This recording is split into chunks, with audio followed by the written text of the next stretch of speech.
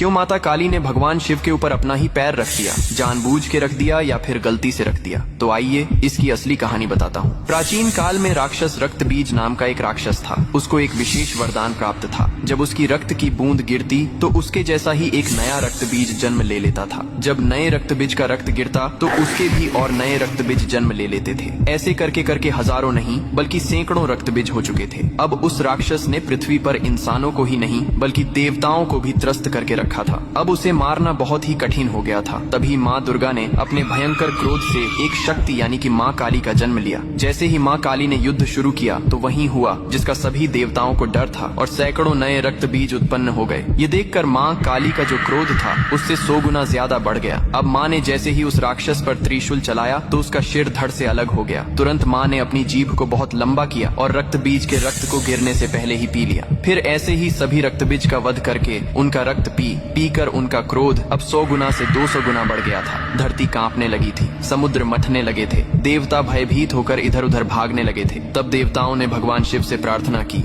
हे महादेव, आप ही माता काली के संताप को शांत कर सकते हैं। शिव ने देवताओं की पुकार सुनी और माँ काली के सामने युद्ध भूमि में पहुंच गए। लेकिन माँ अपने तांडव में इतनी लीन थीं कि उन्होंने शिव को भी नहीं देखा। तभी भगवान शिव ने स्वयं माता के चरणों में लेट गए। जैसे ही माँ काली का पैर अनजाने में शिव के सीने पर पड़ा, तुरंत उनका क्रोध शांत हो गया। उन्होंने नीचे देखा तो अपने प्रिय पति शिव थे। यह देखकर उनकी जीभ शर्मिंदगी से बाहर निकल आई। इसके बाद शिव ने मुस्कुराते हुए कहा, हे माँ, तुम्हारा यह रूप सृष्टि के संतुलन के लिए था, लेकिन यह रूप अब धरती पर बहुत धाम धूम से पूजा जाएगा। यही कारण है कि तस्वीर में और मूर्तियों में माँ काली को शिवजी पर खड़े हुए दिखाया जाता है, जो बहुत ही शुभ